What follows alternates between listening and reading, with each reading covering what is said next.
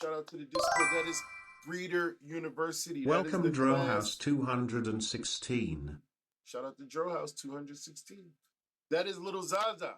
He is our mascot, but this is Breeder University class of August, I believe 2025.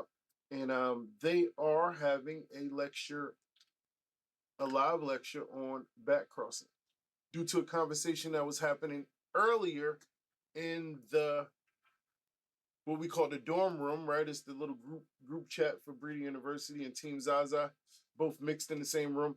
And it's like the dorm room. So in there, they were having that conversation. So it was imperative that we, what is this? It was imperative that we make sure that they're comfortable with the concepts. And today we go over the 4 primary foundational tools of selective breeding. And we will eventually get into this book here. And I'm jumping around because I just want to make sure what I see is what you see. All right, so backcrossing, introgression, transgression, and hybrid vigor. So Welcome, Letzold 63. Backcrossing is the backbone of trait reinforcement. So you kind of want to look at it as trait reinforcement tool, right? When we backcross, we take an offspring. This is the part y'all always get right. Mostly everybody gets this right. You take an offspring to one of its original parents. So welcome, Papa Musa 30. This does not create new traits anywhere. It strengthens, reinforces, isolates, locks down, fixes, or helps to fix traits that are already present in the recurrent parent. Every generation of backcrossing increases the proportion of the parent's genome inside the offspring. So that's when we talk about a repeat, when we backcross multiple times. Thanks for the sub, Goldbeard Genetics. Yo, shout out to Goldbeard. Thank you for the sub, man. I love you, brother. That is Goldbeard Genetics. My brother from another mother, man. Always supporting his team, man. Always a leader for the gang, man. And listen, 703 is in the building. He just dropped a new strain. White Pirate was officially released on Black Friday, on sale.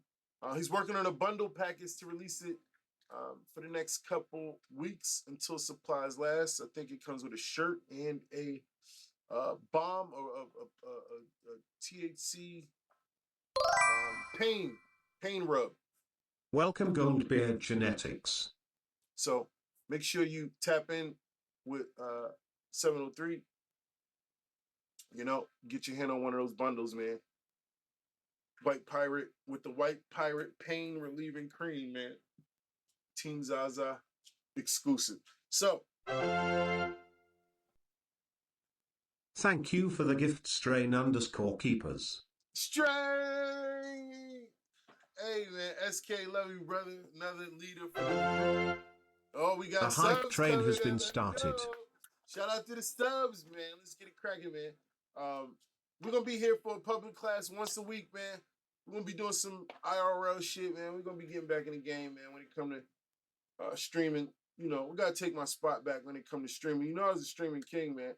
I had to leave, man. Who's the first to butcher 24-hour stream, man? Come on, man. Stop playing with me. 24 hours up with a giveaway every hour. 24 giveaway. Nobody ever did that, man. I did that. Then who bought you 8 days straight? Come on, man. I did 24 hours, no sleep. I'll let y'all have y'all fun, man. Yeah, I'm coming back, man. I'm coming back with a whole new energy. So shout out to y'all, man. Make sure you sub up, man.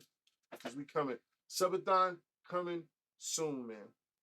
Subathon coming soon. So, Yeah, backcrossing reinforces the proportion of the parent's genome inside the offspring. That's why when we talk about multiple backcrosses, that's when we talk about half, right, or 50% forward, right?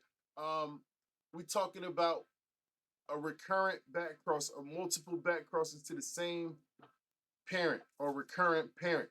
And what happens is when you do an outcross, you got P1, you got P1 and P2, and you breed them together to create F1, and then you that F1 generation is 50% P1, 50% P2. When we then backcross to the recurrent parent, the new generation of offspring is no longer 50-50. It is now 75-25 to whichever parent we backcross to. And,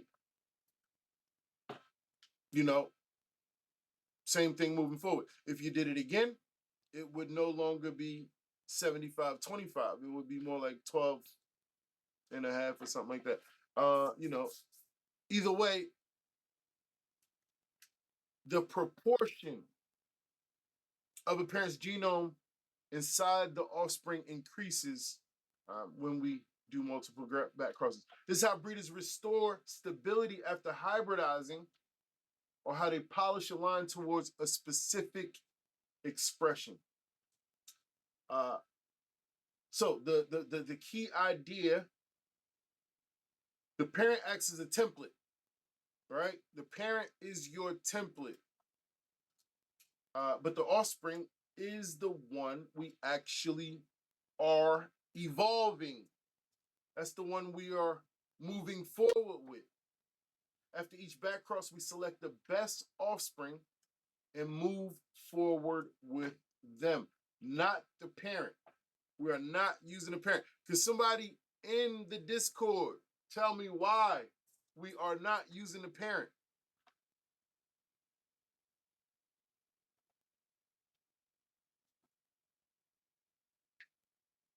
Anybody know? Is y'all hear Fern in there? Is there no echo or nothing? Y'all hear Fern in the Twitch? No echo in the Twitch? Yeah, we hear you. Is Okay. it because the offspring will have the traits that we're looking for, that we're trying to move forward with? Yeah, simple as that. If we turn around and use the parent, then we wouldn't be able to move. We wouldn't be moving forward with nothing, right? We would kind of be defeating the purpose. Like what was that PNW said? Like we would be kind of defeating the purpose if we're trying to isolate and move forward by shaping the strain in the direction we wanted to go in. Then we need to drive the correct vehicle to the correct destination. And that's pretty much, what we're doing. We're using the offspring to create. So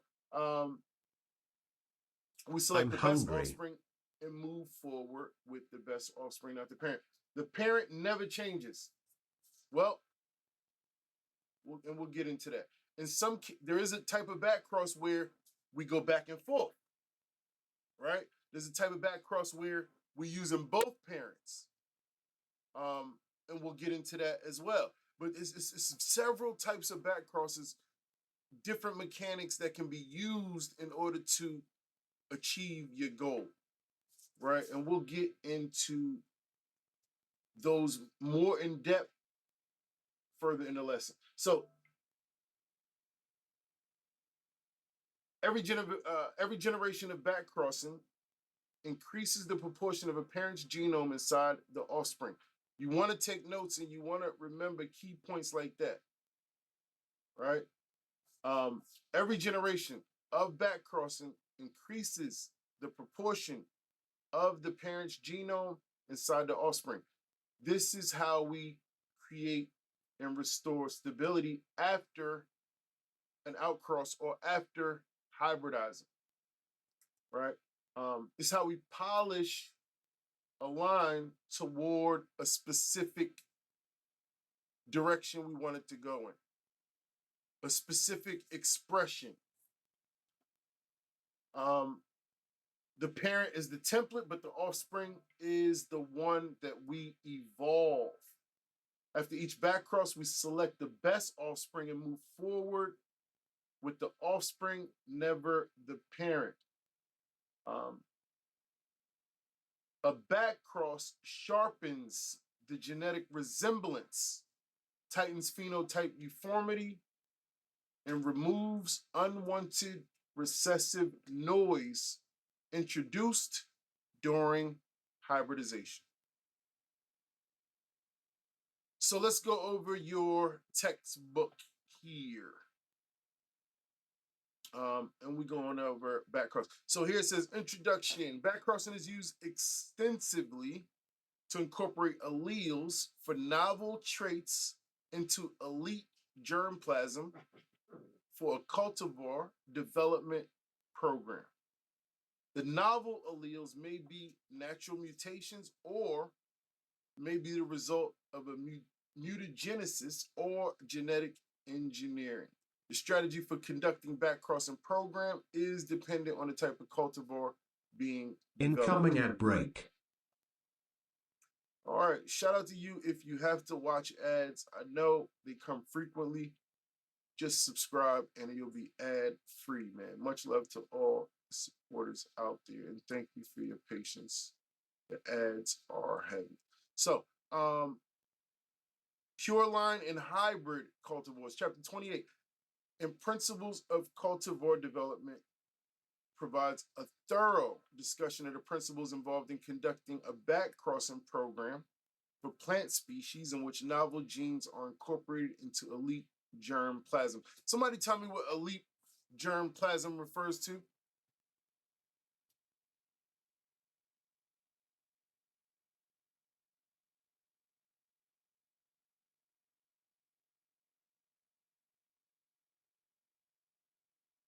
In an introgression backcross, we are dealing with a donor parent and we are dealing with a elite line. The elite line is the line that we are working with. It's our strain. It's the strain that we want to make just like perfect, whatever perfect means for you, no undesirable traits, super hybrid, vigor, traits, a lot of vigor, a lot of athleticism, terpene, all these different things, right? It's all of the best of the best, but that's your elite line. But the donor parent is just the parent that we might be using as a donor because we need a kidney, right? We need him to donate a kidney because although my It's delicious Goldbeard genetics. although myself is completely fine, right? Everything about me, my height, everything, I'm perfect. I work out, I got the fitness, I got the health, I got the everything. The only thing that's missing is I'm missing a kidney. And they told me that if I don't get the kidney, then I don't know. It's just not gonna look good. We don't know what's gonna happen. You're not gonna be able to do your thing. So then we get a donor. But the donor we don't got nothing in common. Nothing in common except one thing. The only thing that you got that I need is a kidney. And it matches. And it matches. And if I can somehow get just your kidney and put it into my body, then I would be 100% perfect. I would be complete. Other than that, I'm pretty much good, except that one thing I'm missing. So that is the concept behind introgression backcross. We have our elite line, which is our strain, a strain we've been working on for the past 6-7 years, and everything is perfect in it. It's 1 cups, it's done all this thing. But when we sent it out to Trinidad for Tony Trinity to enter the cup, he said, man, it did good, but it didn't do good in the mold resistance category. It wasn't no dead ops. it didn't smash. It couldn't compete with dead ops. So although it was really fire and it was really good looking and all that, it just, it's not. We gotta fix that part.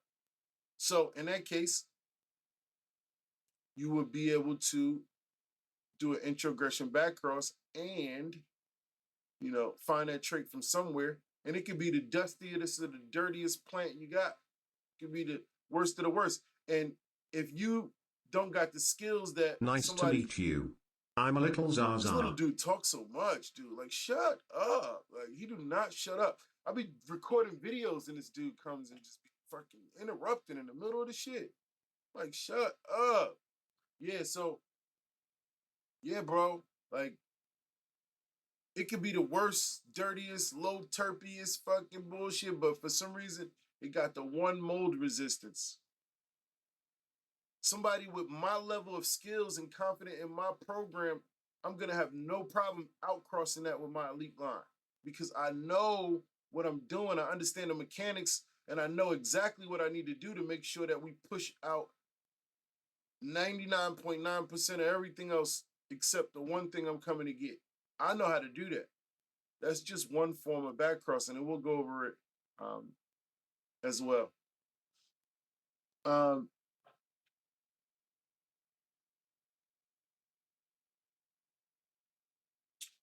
Use backcrossing when your line is drifting away from desired traits.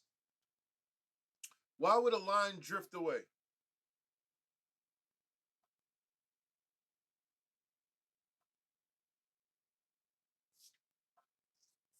Anybody ever heard of genetic drift? No? All right, well, let's stay on track. We've heard of it, but Yeah, we'll stay on track. We'll get into that eventually as well. Ideal for reinforcing structure, terpene profiles, flower time, or potency. What happens or what can happen in the case of too many back crosses?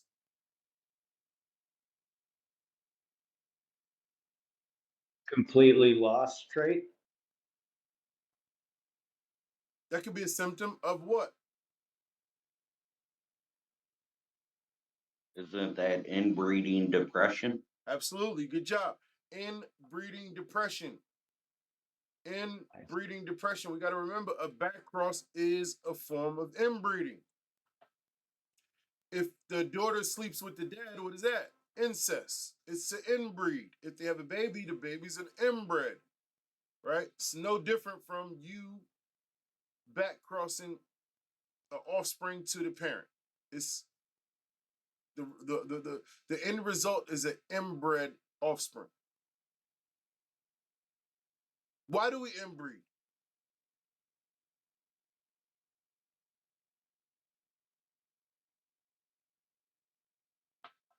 Bring out recessive traits. Good job. Who was that? Kurt. Kurt, good job. Got a question. Yeah. Kind of off topic, but not necessarily. You said what? I know we're talking about back crossing, right? Yeah. When you go to self a plant though, that's a form of inbreeding too, right? Correct? Yes. So would that be like exposing recessive traits within the genetics of that individual plant? Technically, yes. Yes, you can. It's also inbreeding. It's not the typical way that we would open up a gene pool. I'm hungry. You see what I'm saying? So it's a difference between opening up a gene pool and popping out some traits. So basically, when we selfing, we are trying to fix what we see, right? When we are crossing brother and sister, we are opening the gene pool to see a vast diversity of recessive traits versus one cultivar we selfing because we see an individual trait or a particular something about this plant that we want to fix right now, or we want to check to make sure that it's homozygous, or but it's not necessarily how we would typically go down the line to expose traits in the gene pool. When we expose traits in the gene pool, now we have the opportunity to see what's there, and then we can select, right? Then we could pick one and say, gosh, that shit I've never seen and would have never had the opportunity to see in the F1 generation. Let me pull it to the side, and because of what I see, I'm gonna self it and further inbreed it to fix it right now. You see what I'm saying? But we would have to get to that step of exposing the gene pool to even find what the fuck we looking for in the first place in order to self it. Selfing it is just individual trait. You can look at it like that. Individual trait. P1 times P1 equals F1.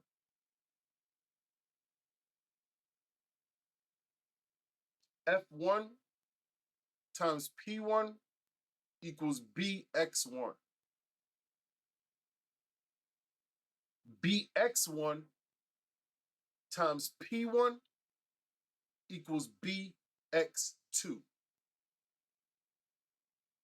BX2 times P1 equals what?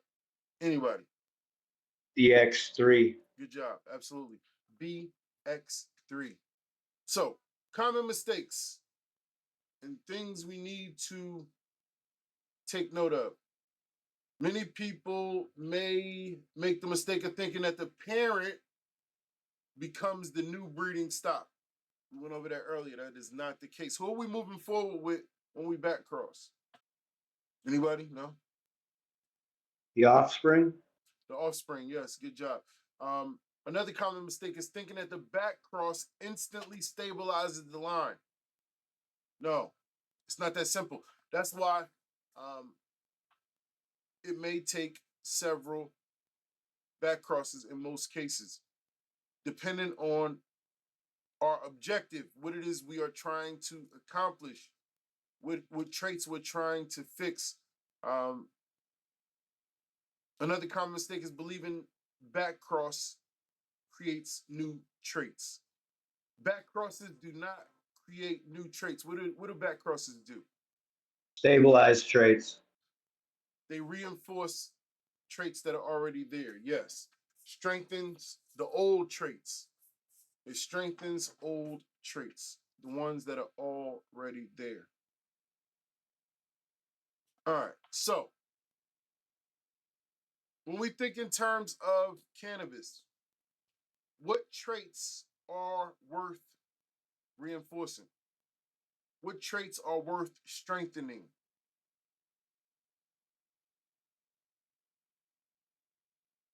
Vigor, Vigor.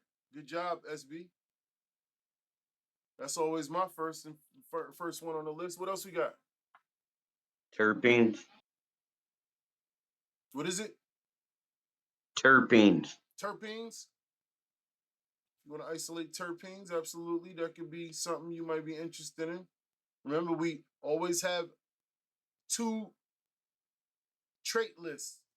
We prioritize our traits. So we got primary and then we got secondary traits. Typically, terpenes will fall under secondary. Right now, we're thinking the question is, what traits are worth reinforcing? And that could be a correct answer, but it probably won't be one of the first things we look for. Just like color, structure could be absolutely important. We don't want any stunted growth. What up, Goldie? What up? Pest resistance, mold Oh man, resistance, those are huge. resistance to heat and cold, weather Yes. shifts, Resistances, things like that. yes, huge, super important. Your resistances. Think about the human body.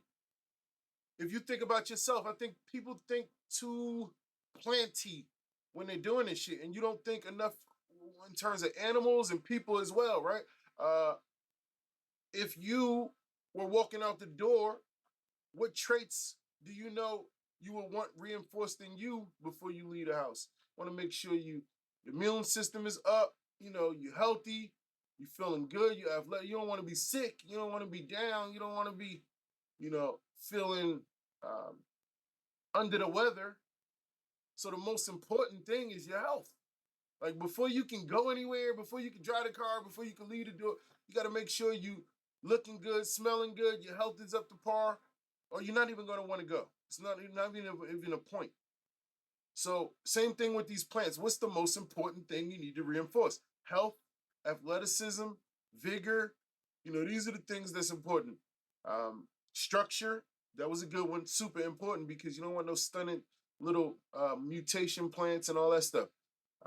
So yeah, good job.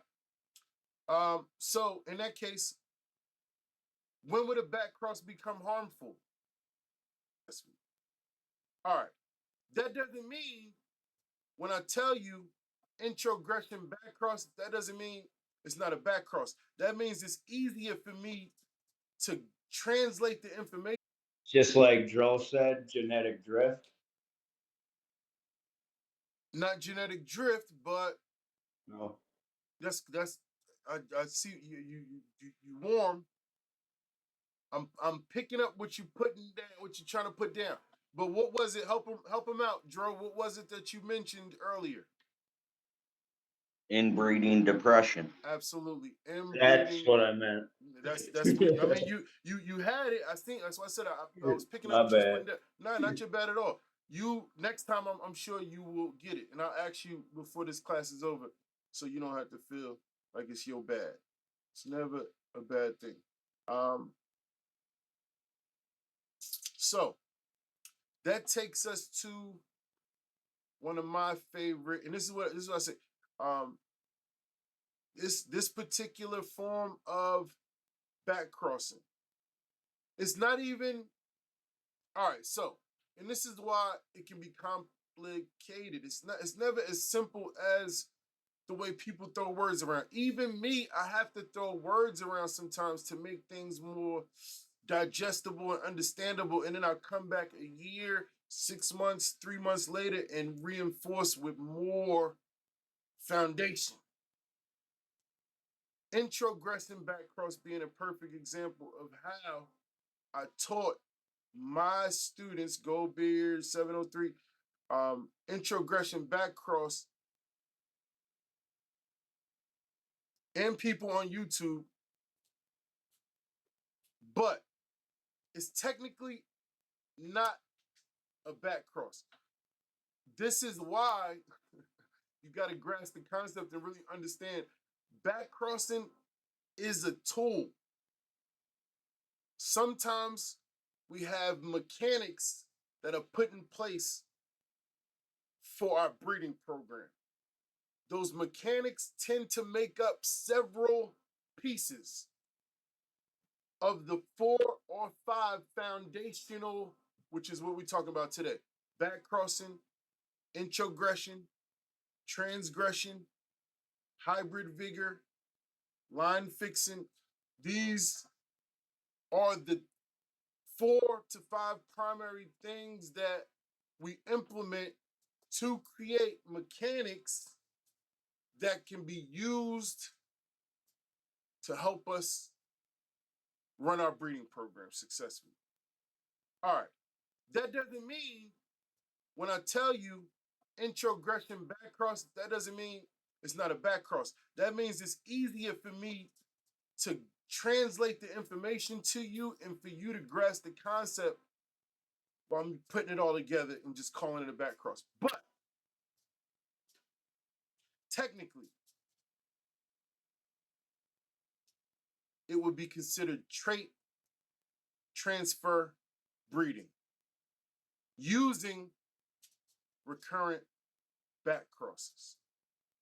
That's why, I mean, it's not just in the world of breeding, you'll hear the interchangeable term of introgression versus recurrent backcross. So it's not wrong to call it an introgression backcross or a recurrent backcross. It's technically not a backcross at all, though. But it's not wrong for the sake of what we doing. Anyway, that is what we're gonna what we gonna get into next. Now, the reason why I kind of gave you that huge introduction is because it took my guys who were already 2 years in on their learning, very strong foundation. It took them like 4 days to grasp the concept. The Bearders, the 703s, the top guys who know this stuff. It really took a lot for them to grasp and I'm not saying that because they're slow. I'm saying that because breeding becomes very complex, especially when we're talking about and introducing non-Mendelian practices. For example, a F3 back cross squared. I'm able to go to F3 and then instead of continuously following Mendel's path of F4, F5, F6 and trying to isolate that way, I can back cross twice to the recurrent parent and hopefully achieve whatever I'm working to accomplish. But all of these methods just depend. These methods are created based on what you are trying to accomplish. That's what Bearded was trying to. When you ask these questions, and you know, Bearded, we got to give you a response. Bearded kind of has to respond like, well, what are you trying to accomplish? You know, like a lot of these questions are dependent on what you are trying to achieve. Like I can't tell you where the directions are to if I don't know where the fuck you going. Yeah, I can't tell you how to fix your car if you don't tell me what's wrong. Is it cranking? Yeah. Is it not firing? Is it, like there's multiple avenues to get your car working. I just need to figure out like it's kind of that same thing. Yes, it's exactly similar, and it's not. It's just that people don't understand, so they think it's the same as when people say stuff like, "Yo, man, do I just started out my breeding program, man. Yo, do I got to go to F4?" And I'm like, I don't know, dude. That's like what the Yeah, fuck? but don't get it twisted though. They're not asking any questions I never asked. I used Yeah, to, I mean, no, ask Zaza. I got hung up on the F1 to F whatever. That you got me hung up for weeks. I was like, but I don't understand. I was like, I just don't get it. yeah. Until one day it just clicked like a light bulb, and then it all started making sense. And that's the thing. It may not make sense at first, and a lot of times that's the way I teach too. It's the way I might hit you with some advanced shit, and you like, what the fuck? What's the point of this? And then bring it back with something a couple weeks later that brings it all together for you. But a lot of the times, the stuff is not gonna make sense no matter what. Sometimes you just got to keep, first of all, taking what you learn in class, taking what you learn and building your own foundation outside of class too. That's why the group is so important. You can depend on each other and push each other. Um, you know, if this is not something that just creates a burning desire, like me, like I love this shit so much, I can do it in my sleep. But you probably don't give a fuck about this particular type of shit as much. You just would like to learn it. So work with your group, push each other, and keep each other motivated enough because what it's going to require is you to seek understanding outside of what I teach you and build on it. I give you a foundation that you got to build on, but you gotta constantly build on it. So with that being said, everybody take a deep breath. We are going to go over, and tomorrow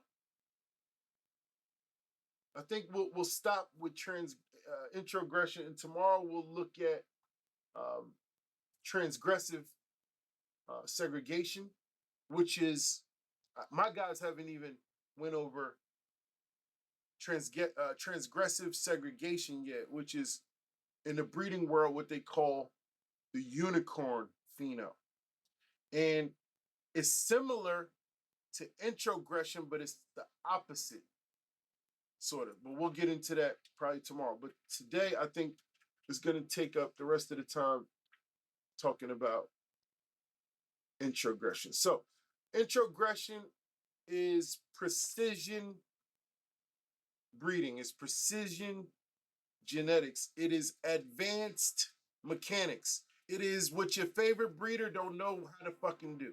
It's what, if I teach this class right now, it sounds like Japanese to your favorite breeder who sells seeds. Guaranteed.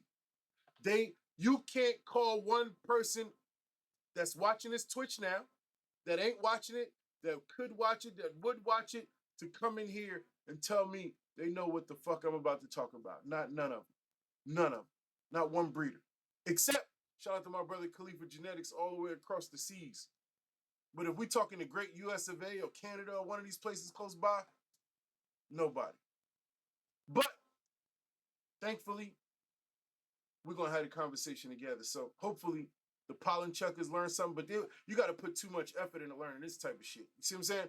They want to skip the basic shit.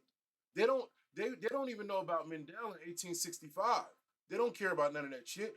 They want to really memorize the big words and throw them in front of people who don't know shit so they can look cool and make some money. But we actually gonna grasp the concepts, and we are gonna build breeding programs based on these exact concepts, which will make elite lines and genetics for future generations, not just a whole bunch of pollen chucking just created off ignorance. I'm and the blind. hungry. Shout out to little Zaza, always hungry. Introgression is precision genetics. Instead of trying to change the entire plant, like we do, we isolate one valuable trait from what we call the donor parent, and it moves to what?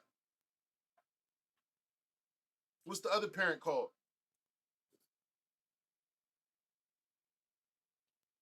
I missed the first part, but I think you're talking about the recurrent parent. Good job, Dro House. No, we are describing introgression, introgression breeding, and my question was that when we grab we isolate one valuable trait from the donor parent, and then we move it into what? And which parent? And Dro House said the elite parent, which is the correct answer. The elite parent carries everything we want to preserve. It carries everything that we already have. It carries everything we've been building over the years. Everything we've been building over the years. And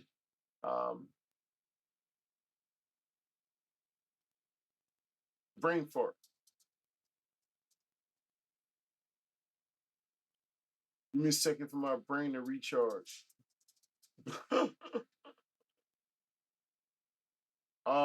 Yeah, the elite parent carries everything. Yeah, that's crazy. My brain literally just shut down.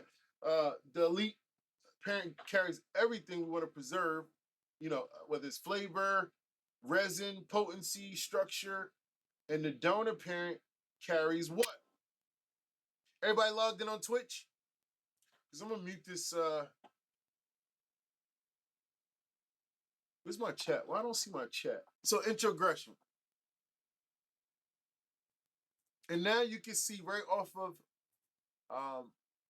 my lesson plan what I'm reading. So we start with creating a hybrid. That's how we start. So, for example, if bearded has Valley of the Sun, and Valley of the Sun is perfect. The only thing bearded is, he wants to really lock down this Incoming cup. at break. This cup is coming. He feels like he can get it, but he wants to really increase and implement this superior level of mold resistance. What's the first step he has to do, Dro House?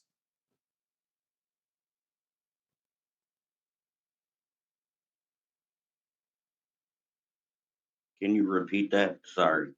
So Bearded has the Valley of the Sun. He wants to win a cup, but in order to be confident, he feels like he wants to create a new superior level of mold resistance. Bearded decided on an introgression backcross in order to implement that superior level of mold resistance. What's his first step? What does he need to do first? Select the elite parent. Collect the elite parent. Okay, he already got the elite parent. That's Valley of the Sun. So he already collected that. He got that. So now what does he need to do? Backcross it. Okay. Well, what? With the donor. Good job. Good job. Good freaking job, Drill House. Bearded has to find himself a donor parent. What's that donor parent need to have? What's that donor parent need to show? Anybody? The mold resistance. Mold resistance, absolutely. So, all right, Kurt. So, Bearded found his plant. It's got mold resistance, award winning, that he's never seen before. Matter of fact, Bearded traveled all the way to Trinidad and found this plant that has the craziest mold resistance he ever seen. The problem is, Tony Trini sold him this plant, and Tony Trini told him, listen, man, this plant got no terpenes, man. This plant got no crystals. This plant is no smokes good, man. It's terrible, man. That's the only problem. But if you're looking for mold resistance, it's award-winning, man. Right? So what happens now? Now what does Bearded do? He's in a dilemma. He says, man, this plant is not what, it's nothing compared to Valley of the Sun. It don't got terps. It's pretty much worse than mids, but the mold resistance is elite because it grows in Trinidad where the mold is so, humidity is so high, right? But the weed itself is trash. What does he have to do? So you mean to tell me your plan still stays the same? You're gonna outcross that garbage? You have to backcross it with the elite parent. So tell me, slow down. So tell me what we do first when we found the plant. Now we got two plants. Now what? You let him fuck. So you mean to tell me you're gonna take that lower to mids plant and cross it with your hard blood, sweat, and tears work that you're about to put in the cup, and you're about to cross it with this shit right here? Make it make sense. I'm only looking for the one trait, right? I already have my elite parent. You said the Valley of the Sun elite parent that I'm going to be doing the crossing with. So I'm only looking for that one specific trait to keep passing it down, right? That extreme mold resistance. So those other traits don't matter when I'm doing this. Why? Because I'm only trying to reinforce the mold resistance into my elite line. My elite line already has everything else I already have in it, but I want to reinforce that mold resistance. How are we avoiding the rest of the traits that come with the donor parent? Through backcrossing. So that's when you do your outcross, and then you're going to be selecting from your progeny for the plants that have that extreme mold resistance and breeding them back to that P1. So for that. Bearded just brought us right back to what I said earlier, that key point. Every generation of backcrossing increases the proportion of the parent's genome inside the offspring. What does that mean? That means that the more we are consistently selecting for the one particular trait and backcrossing it recurrently to the elite parent. Let's just take some numbers here. Let's pull up a calculator because I can only get so far without it. By the way, after all these years of lessons, you just had a little light go off in my head. Yeah. The difference between the elite parent and the recurrent parent. Yeah. I was labeling them wrong in my head for the longest time. All right. Light just went off. Well, that's good because that's how it works. And that's a perfect example of how things even make sense years later, man. And it'll always continue to make sense. Good. Now, somebody in the chat, let me know what's the first percentage of P1 and P2 in that F1 generation. Let me know in the chat.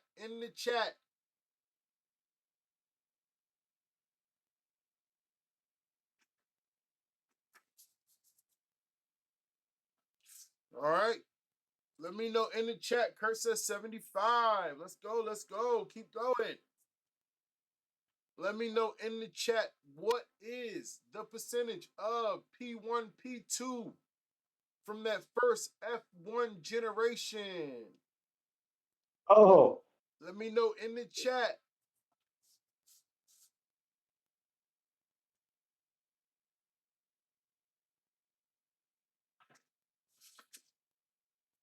First correct answer, Gold Beard Genetics. Good job, Bearded. 50-50. 50-50, right? oops. No, think about it. I mean, this is such and this is another one of those concepts where a light bulb should go off because it really is simple if you grasp it. Even it's the same when it comes to alleles, right? One set of alleles come from mom, one set of alleles come from dad. That is the foundation of everything, man. It's the foundation of it all. Parent one and parent two. These two people, parent one and parent two, are not related in any way. They are far apart from being related, which, when they breed together, creates a generation of offspring that has genetic diversity because one half comes from one unrelated parent and the other half comes from the other unrelated parent. When you put them together, it creates a gene pool of diversity. When you choose to then breed together the brother and sister, that's different. We are no longer dealing with hybridization or outcrossing. We are now dealing with inbreeding. One goes out, the other is in, right? One, you go outside of your family to create a baby. The other, you go inside your family to create a baby. One is outbreeding, one is inbreeding. When you take two people and outcross them that are completely unrelated, the gene pool creates a split. Half of those traits came from mom, half of those traits came from dad. It's just a 50-50 combination. When we choose to then inbreed, and now the daughter has a baby with the father, the genetic makeup is no longer 50-50. Because now we're no longer dealing with two people that are unrelated. We are no longer dealing with the genetic diversity that you had in mind. We're dealing with a different type of genetic uniqueness. We won't even call it diversity in this case because we actually tighten up the gene pool, but we create options that were never available during F1. So it's a different type of diversity. If you want to call it that, that's okay. But ultimately, the ratio is now 3-to-1. The ratio is now 75 to 25. It's no longer 50-50. Now we are 75% identical to whoever the daughter slept with and had these babies. Whoever mom decided to sleep with grandpa and created us, we are now 75% identical to that bloodline. And only 25% is left from the original person who wasn't related in the beginning that started this whole thing. So let's look at the calculator that we got sitting in front of us. If we took 100 and we divided it by 2, that would be our outcross. We would end up with 50-50. If we then took this 50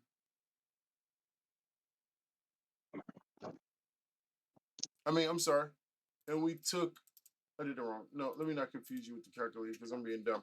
All right, let's move forward. I was about to do some high shit. But anyway. No, you were doing it right though. Yeah, I see what you were trying to do yeah, because exactly. you take half and then give that back in, and then it goes to 87.5 or Exactly. 87.25 or whatever. Yeah. 12 and a half. So And then same thing. 96 point something. Yeah. So 75 and 25, and then vice versa. Half of 25 would be 12 and a half, and half of that until eventually. And I mean we got it right here in front of me. But before we get into that, so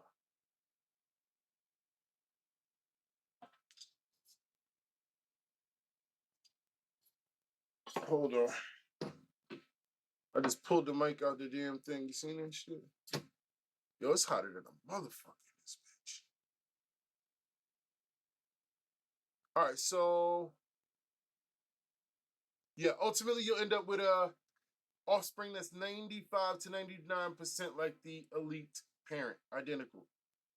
And ultimately, whatever the donor parent had to offer that was in that showed up, right? In that initial outcross. Remember, that initial outcross that created that F1 generation, that was 50-50. Remember, half of those traits belong to that mids, the bad, stinky weed that don't got terps, all of that. So half of the offspring was like that. How do you ensure that you don't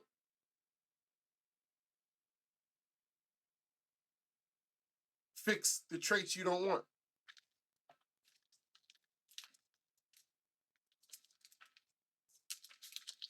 How can you ensure that you don't fix the traits you don't want when you're making your selection? You have to pheno hunt.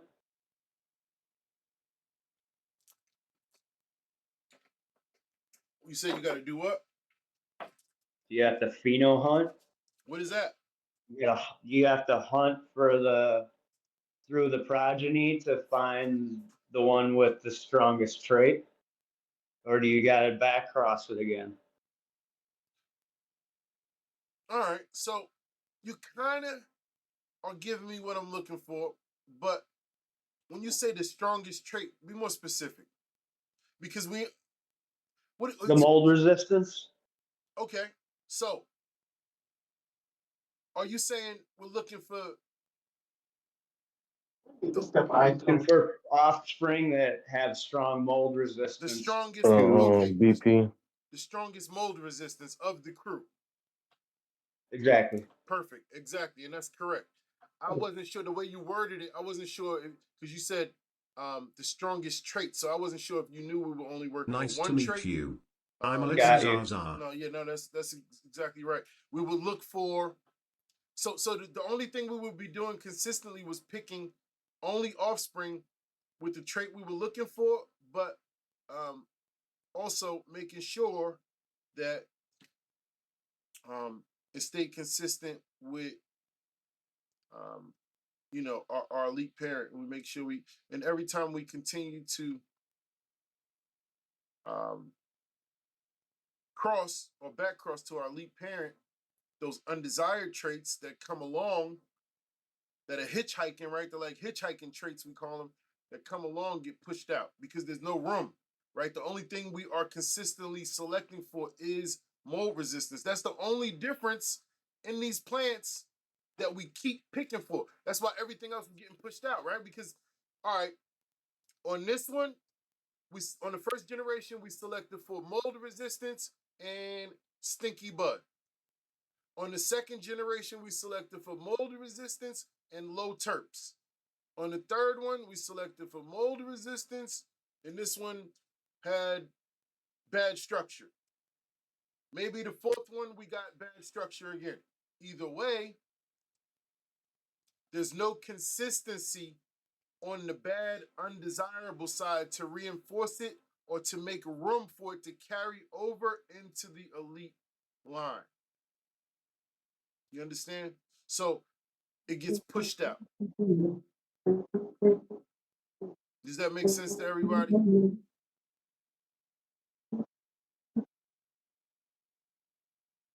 No? No. Yeah. Yeah. Okay, good. Remember, as stated here, Incoming ad introgression. break. Shut up, little Zaza.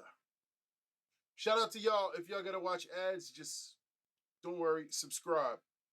Subscribe, and you will be ad free, man. Introgression is precision genetics. It is advanced backcrossing methods. These are not the methods that your favorite breeder knows. They don't know shit. They just know how to write B and an X on a pack and try to make some money. But when you get up on them, and you start asking about introgression and shit like that, they're gonna kick you out their live, or they're gonna close the door in your face, or they're gonna slam the phone on you. They're not gonna have a conversation about this. Why you think? Because they don't know. And they can't have a conversation about it. So, what do? We teach the up and coming breeders real dedicated practices to make real Or something. breeders. Yeah, what up, Dad? What's going on? Everybody all right? My bad for cutting What up? out. Yeah, you good. What is some of the we'll just go over it. So some of the traits we can think about we might use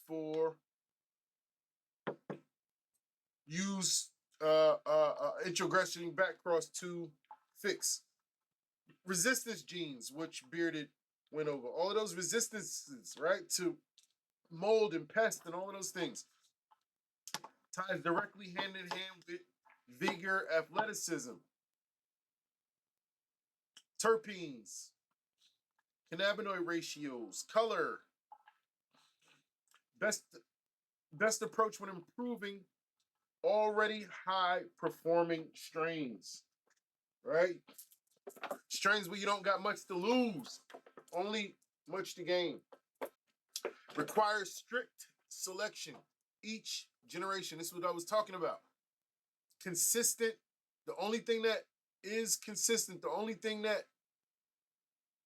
the children have in common, the generations have in common, is the resistance or whatever trait that we're picking for, which is why it ends up pushing everything else out the box. The donor must be used only once.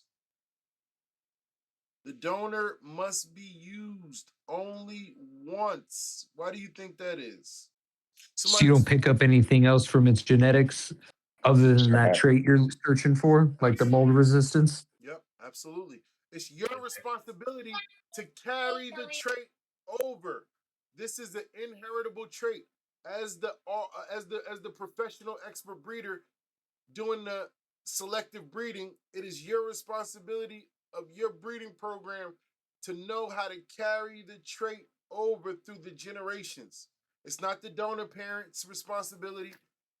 It's not the man. Can I borrow your mold resistance? You just keep using it. Oh, it don't work like that. You're gonna bring a whole bunch of the other shit that you don't want. You got to know what you're doing in order to do it. You got to know where you're going in order to have directions. And in this case, we never use the donor parent more than once. All right. Introgression is when we take one trait from a donor parent and move it into an elite parent while removing every other donor trait through repeated backcrossing. That is the key word. This explanation here explains to you what trait transfer breeding is, but it also explains to you why I taught it to you and explained it to you 2 years ago as a transgression or introgression backcross. Sometimes it can be easy to mix the words transgressive and introgression because they're two different methods, completely opposite, but you need to take notes and remember language is important here. Introgression is when we take one trait from a donor parent and move it to an elite parent while removing every other donor through what? Through what mechanic? Through what tool? Backcrossing.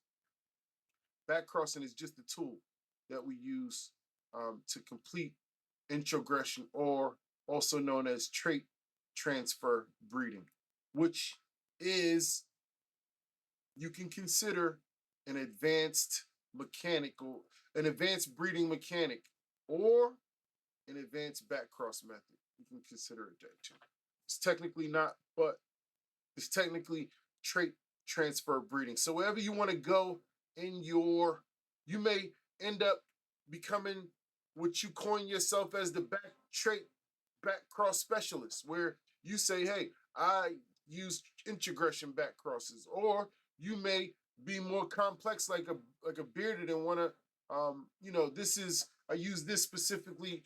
I created this outcome specifically using a trait transfer breeding program that I've implemented along other breeding programs that I have. He might be more that type of guy where he has multiple different programs, multiple different mechanics to build programs, different tools to build mechanics. This is how it works, man. The donor is used once. These are key points. Elite parent is used repeatedly. The repeat parent, or the recurrent parent, as we call, also is used to add color, resistance, terpenes, genes, yield traits, rare recessives. This is how professionals upgrade elite lines. Keyword professional. You won't have the confidence to do a move like this if you don't know what you're doing. If you think that this is as simple as taking P1 and P2 and making F1 and then selling F1, you don't even stand a chance.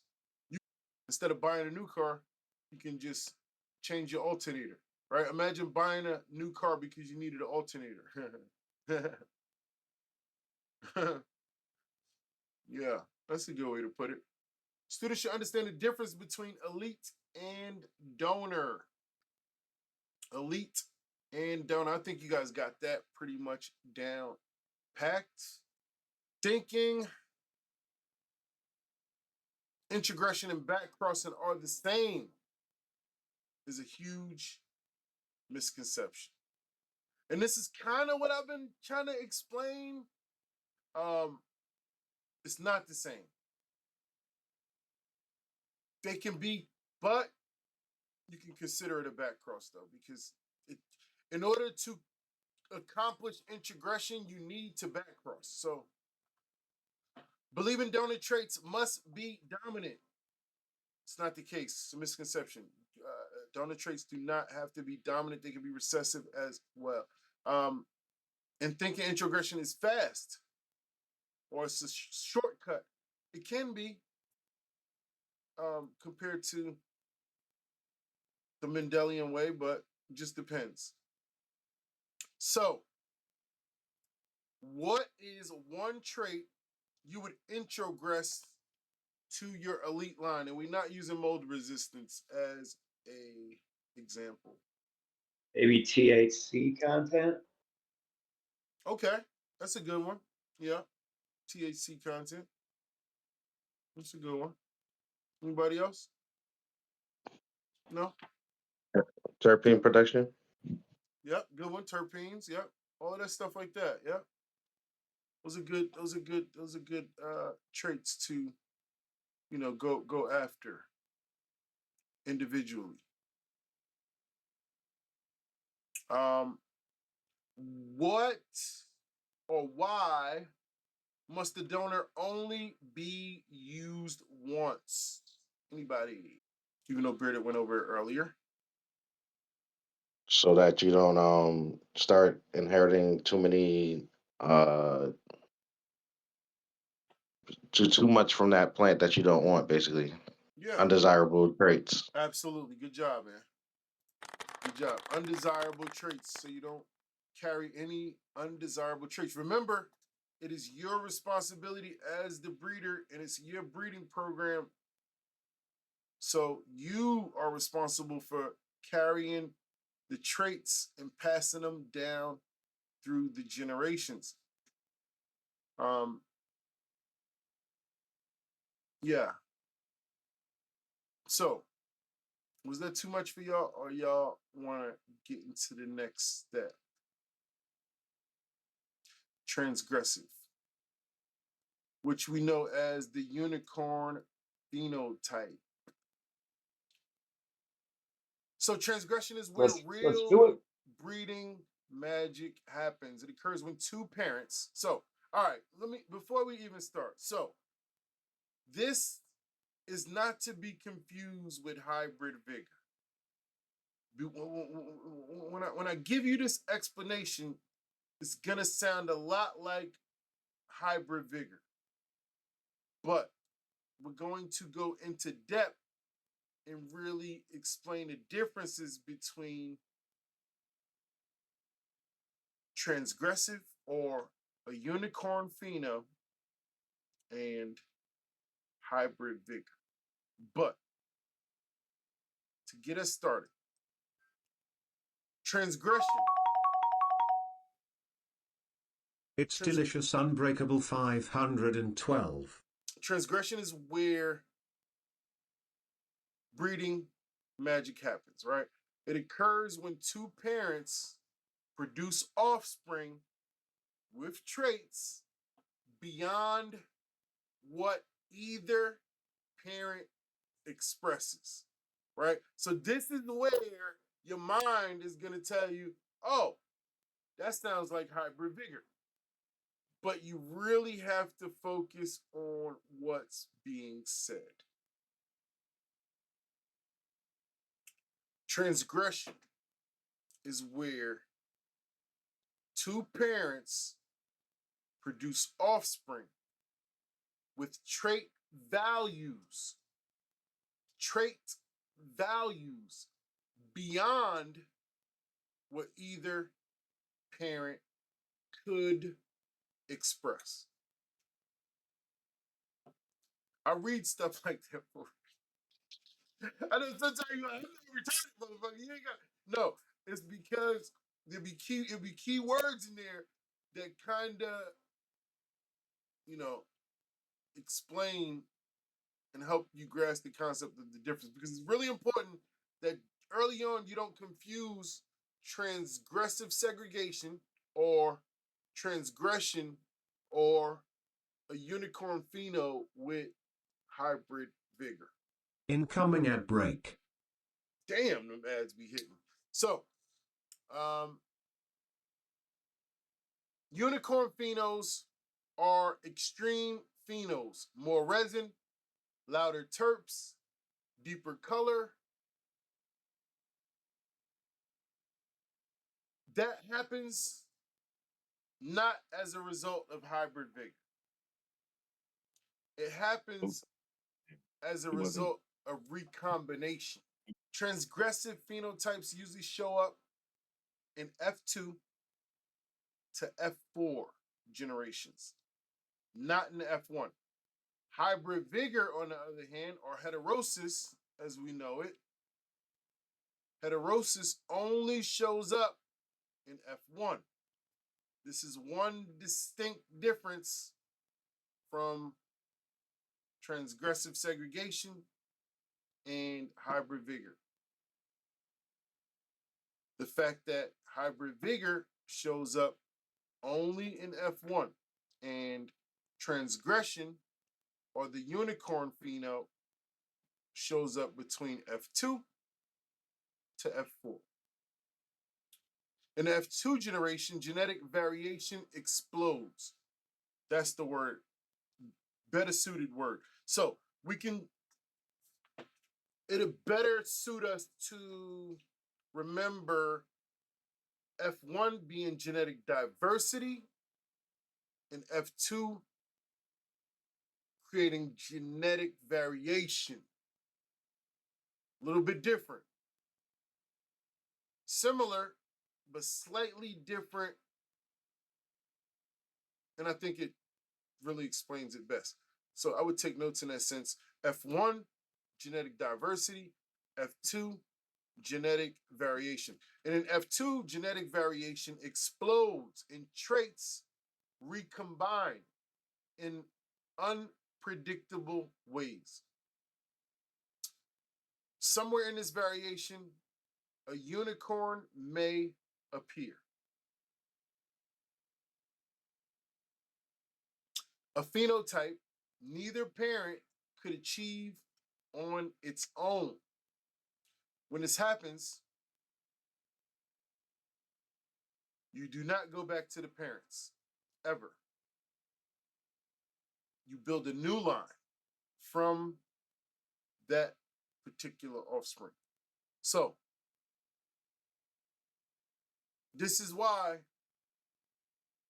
transgression or transgressive segregation is the opposite of introgression. Because introgression backcross requires us to go isolate and fix one trait into our elite line. In the case of a transgressive segregation or transgression happens, or a unicorn pheno happens, we do the opposite. We run away from the parent. Why do we run away from the parent in this case? Because it's Because you got found weaker value traits. You said it got what? Traits Showing that have a traits weaker that- value, so you don't want any of those to get into the unicorn offspring. There you go. Because it's common sense, right? Duh. You just told me that these are extreme phenotypes where more resin, louder terps, deeper color appear as a result of recombination. And it's a phenotype that neither parent could achieve on its own. So we would be essentially downgrading. This is the opposite end of introgression. This is transgression. This is the other side. What would you do on the other side of that, though? You said you start a whole nother line. Would you outcross it, or would you start to self it? I'm guessing you'd outcross it and then do some more backcrossing from there, huh? Well, so that's the beauty of building your own breeding programs, right? It would be up to you. It would be your choice. once you got these tools and you learn these tools to build these mechanics, and then you take these mechanics that you built to build your program, that's when all of these things start to make sense to you and only you. Because you may say, hey, because of this and that reason, I think it's best if I do a self. And then when you self, you still got the option of outcrossing and do it. So it's, you might do both. It just depends on what your ultimate goal is and what you are trying to accomplish. But it is absolutely the opposite end of introgression when we think in terms of transgression.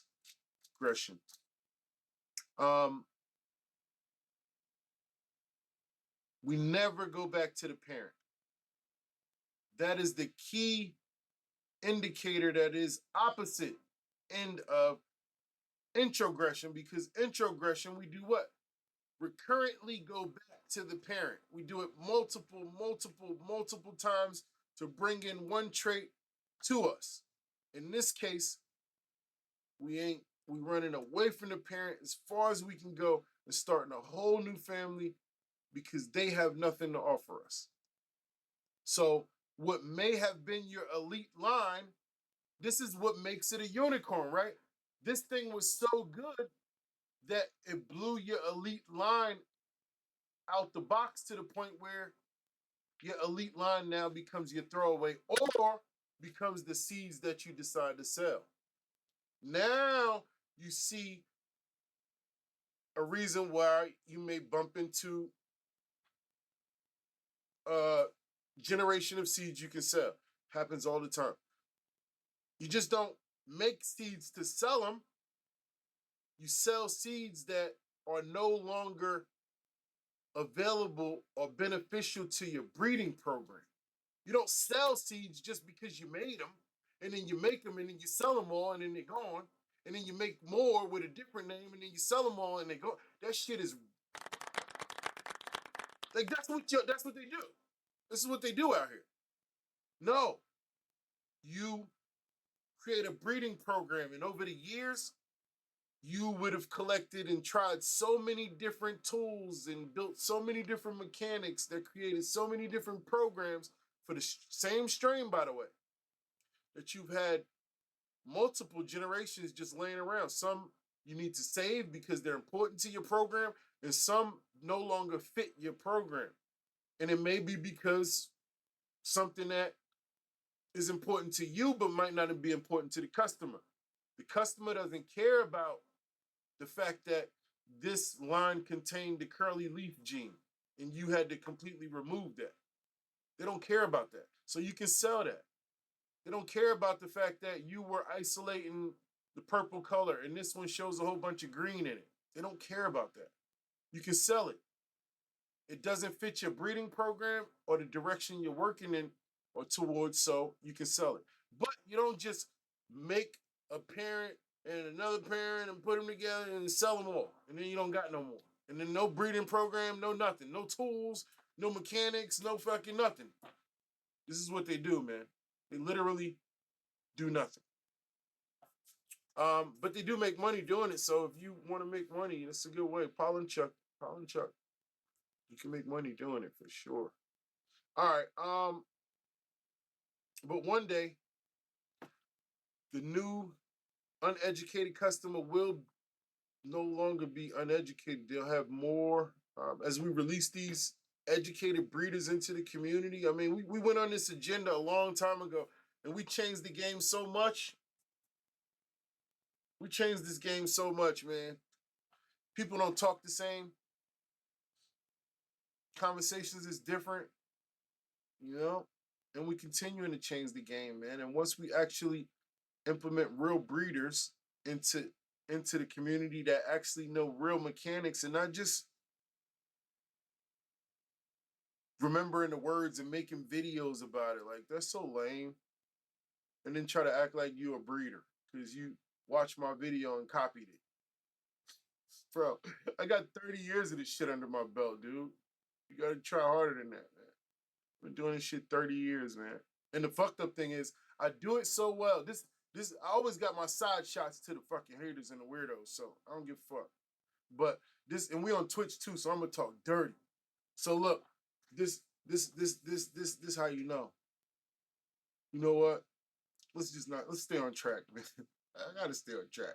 I'm telling you, because I get stupid. Instructor, so the key to transgression is variation. Always look for transgression where?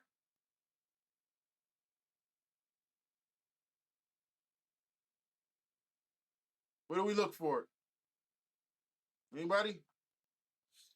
Where do we look for transgression?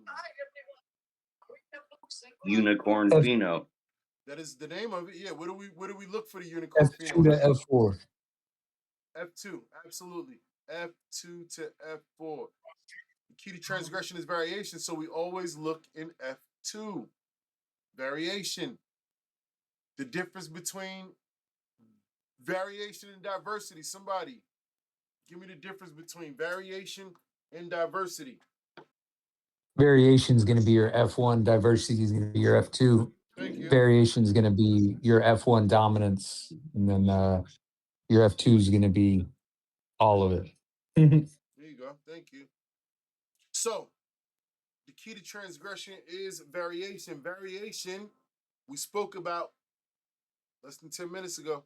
Variation exists primarily in F2s, while diversity is representative of F1. Why?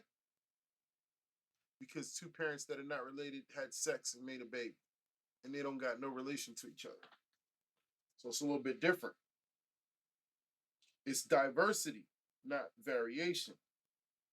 Variation shows a whole bunch of stuff that we would have never saw in F1. All right. Transgression is also not going to show up in F1 hybrids. It represents the birth of brand new genetics. Stabilization of transgression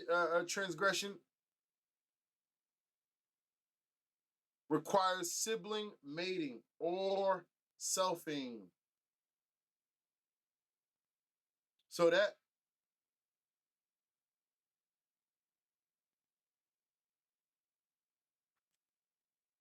explains to you why. I mean, that's just explaining to you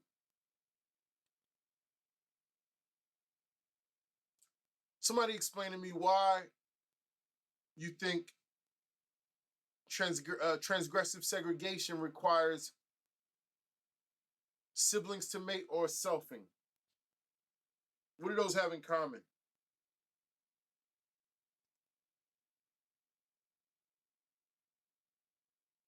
To bring out the variation. I like that. I like it. Listen, I like the language too. You threw out some language on me. You threw out some new language. That was fly. I like that. I like that. So what Kurt did was Kurt could have came. He said, "Man, listen, I could have easily said, I could have easily said recessive traits, but he went with the language on y'all, and he said, listen, I'm gonna switch it up for conversational purposes and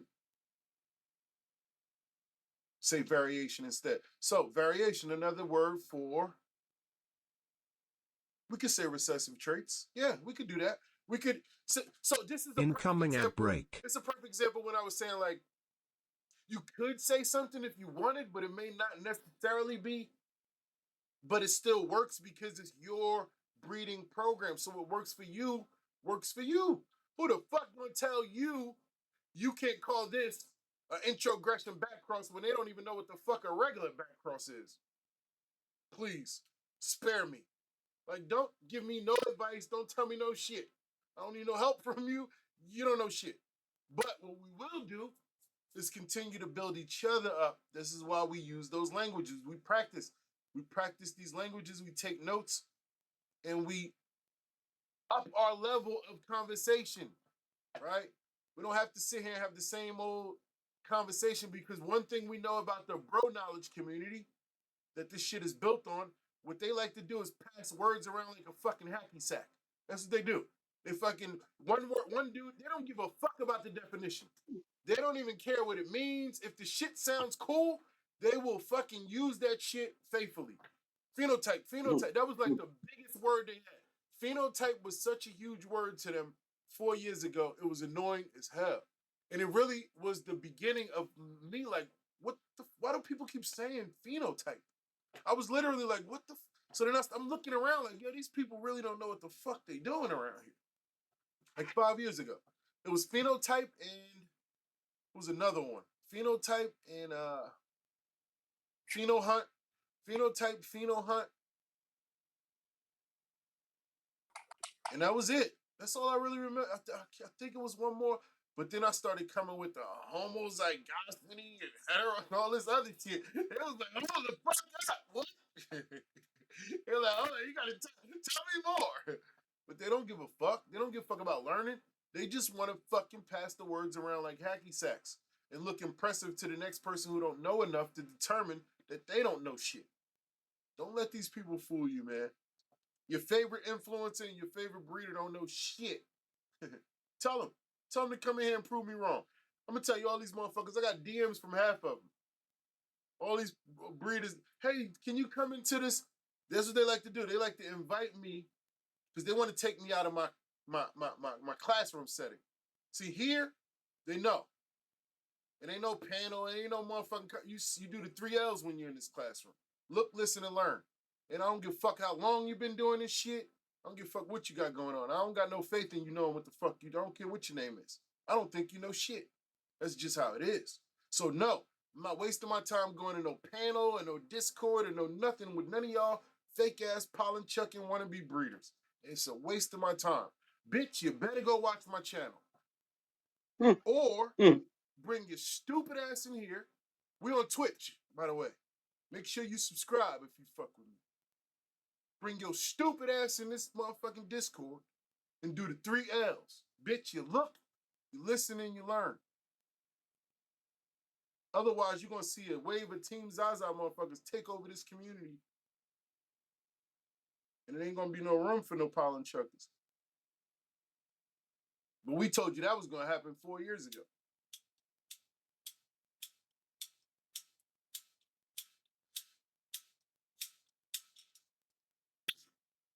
Anyway. Yeah, Bearder was right on point. It shows up in F2. Kurt, right on point. Because of the variation is the key. Stabilization requires sibling mating or selfing, which is inbreeding. In order to bring out the recessive or the variation, we need to inbreed, because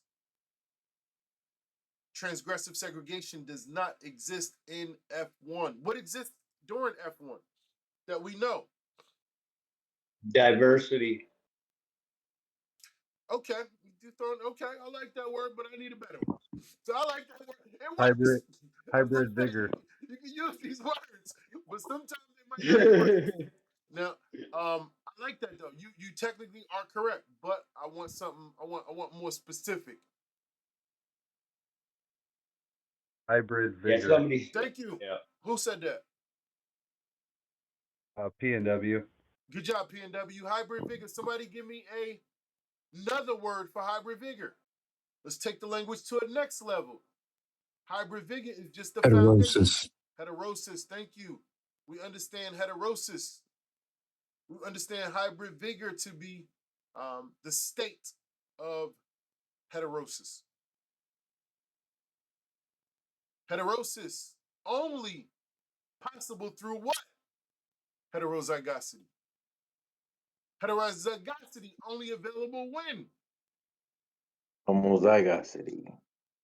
Heterozygosity only available during or when? I'm bringing you right back to the same question I just asked you 5 seconds ago. I just asked it in a different way. You see how I can spin the block? Heterosis. Thank you. F1. Thank you. Yeah. Heterosis wasn't the right answer, but it was good enough because it was relevant. F1, absolutely, where heterosis exists. But you see how I was able to spin the block and change the language, but ask you the same shit, and then you didn't know all of a sudden. I asked you the same exact question in a different way. So you gotta understand how important language is. This is why you gotta practice with each other. Make sure you're taking notes, understanding. Hybrid vigor, yes, exists when? Only during F1. F1 represents what?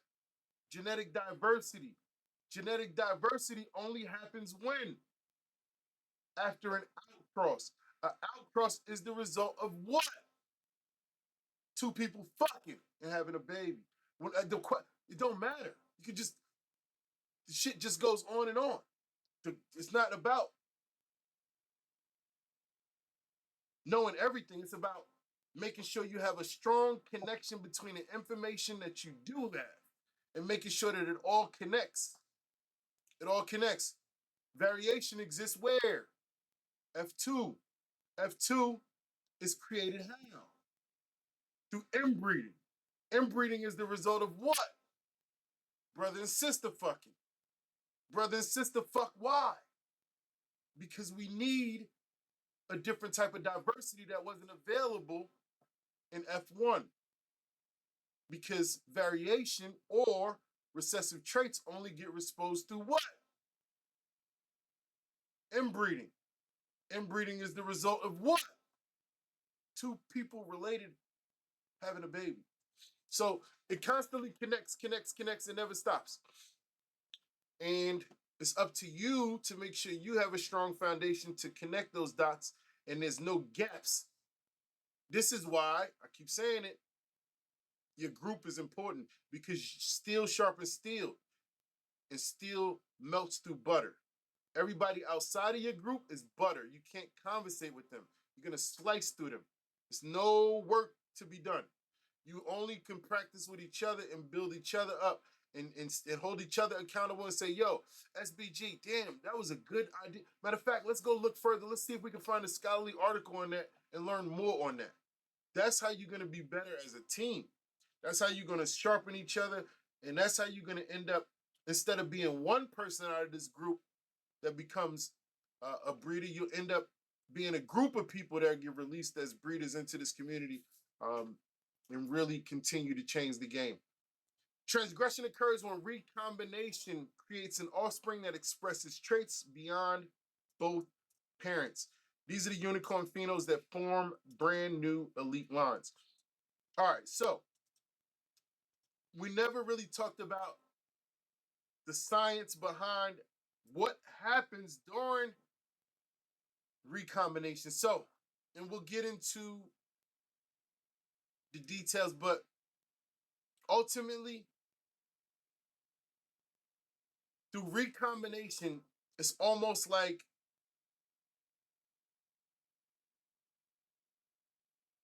traits mistakenly get stacked on top of each other, like quarters falling on top of each other. Like if you threw a whole bunch of change in the air and then a whole bunch of quarters, dimes, pennies, just threw thousands of dollars of change in the air. Incoming at break. And a small percentage after landing, maybe just 2 or 3 or will land on the top of each other. So that can kind of give you an idea of how it happens. Appears in F2 to F4. We know that, caused by recessives, additive allele stacking, and that's what I mean when I say when I say like quarters landing on top of each other. 2 quarters out of 1,000 quarters thrown in the air, then 2 of them magically land on top. It would be like, you would be like, oh shit, you know, like that would be like crazy, even though you knew. I don't even think you would think that was a chance before you threw them, but when it happened, it would be a crazy thing, and it's kind of similar. Produces extreme resin, color, terps, yield, potency, blah blah blah. These phenols are foundations for new strains. So parent 1 times parent 2 equals F1. F1 breeds to F2 to create what? I'm sorry. Yeah, Unicorn. to create variation. So we inbred at that point. Parent 1 times parent 2 equals F1. F1 times F1 equals F2. F1 to F2 could potentially widen variation, and will create the gene pool where a unicorn could potentially be available. And then from there, you would do the work of stabilizing that unicorn. And you would stabilize it how? Backcross. Would you say? Backcross. Spell that for me, because I can't hear the first part. Back, B-A-C-K. Okay, Cross. wrong. W-R-O-N-G. Okay. All right. So again,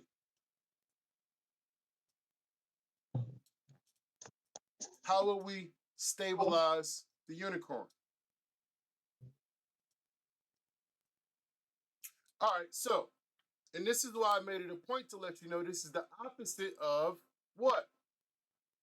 Now we're gonna test y'all, man, because I feel like y'all be listening, y'all be doing like 2 of the 3 L's, but not all of the 3. So now you're starting to fuck with me. So now I'm gonna start checking your temperature. Because I feel like It's the opposite of hybrid vigor. the question was or transgressive is the opposite of, the answer would have been Oh, introgression. introgression. Here you go. That's what I was making a point of earlier when I was saying do not confuse them. One is one side, the other is the other side, which also led me to say the biggest point of we don't do what? Hugest point. The hugest don't do when we work in a transgressive segregation. What's the number one no-no? You don't never go You go don't back back to to the the backcross parent. to the There you parent. go. Never go back to the parent. And that was the first thing Kurt wanted to do. So we never go back to the parent. That would completely destroy everything we started, all the plans, because this is the opposite.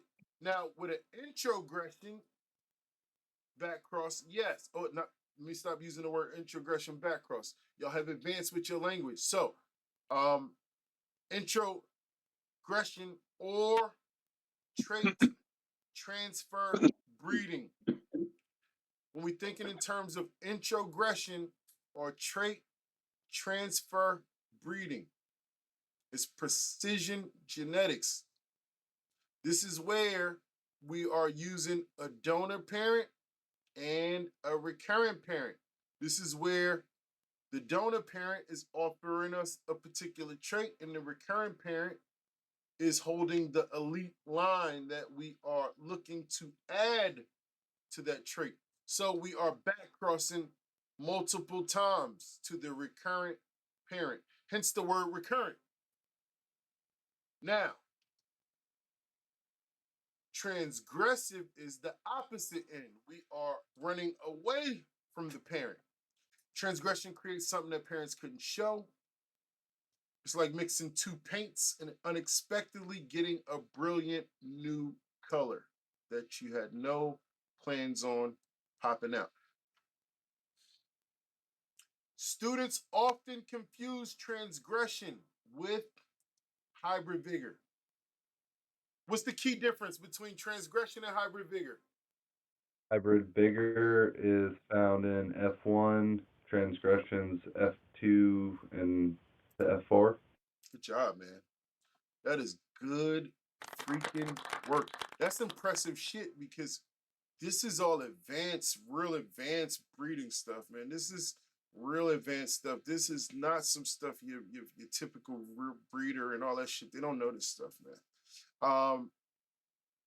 And then hybrid vigor. Hybrid vigor is the boost in growth you see when. So the key thing to think about when we another key difference between hybrid vigor and transgression.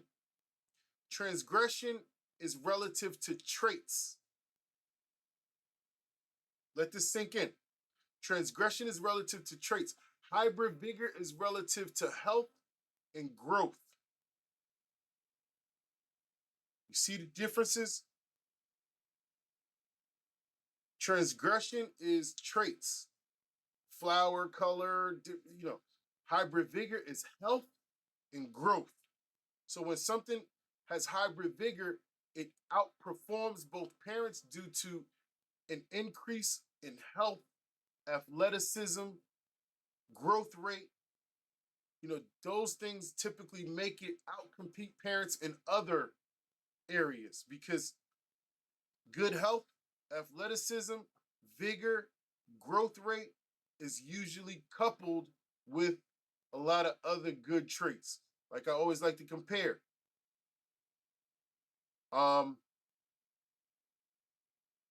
LeBron James isn't just athletic, right? He's not just tall and strong and taller than most people. No. He actually is able to take that unique athleticism and apply it to becoming one of the world's best basketball players and whatever else he can do. Like, no, we're not saying he just does basketball. He might be a tennis player because of his vigor and athleticism. He might be but he just probably loves basketball the most, but he probably can do a whole bunch of shit. Jump real high, which is a good trait to have in basketball, right? These are all possible because he's strong, healthy, and athletic naturally. So because he's naturally vigorous, athletic, tall, healthy, he's tall, strong, can play basketball really well. All of these things come along with it. Same thing when we think of hybrid vigor. Hybrid vigor is a representation of athleticism, health, growth rate, and because of that, you usually get a specimen that has mold resistance, pest resistance, vigorous growth rate, whatever else typically goes. Good health.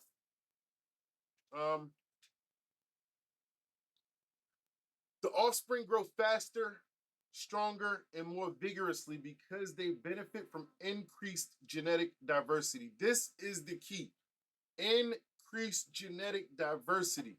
Hybrid vigor affects traits like biomass production, root strength, and stress tolerance, right? But it's important to know that hybrid vigor does not create stronger resin, aroma, color, potency. Those are transgressive traits. Hybrid vigor is strictly about growth, performance. This is exactly what I was just saying. This is why vigor is temporary. You got to remember that.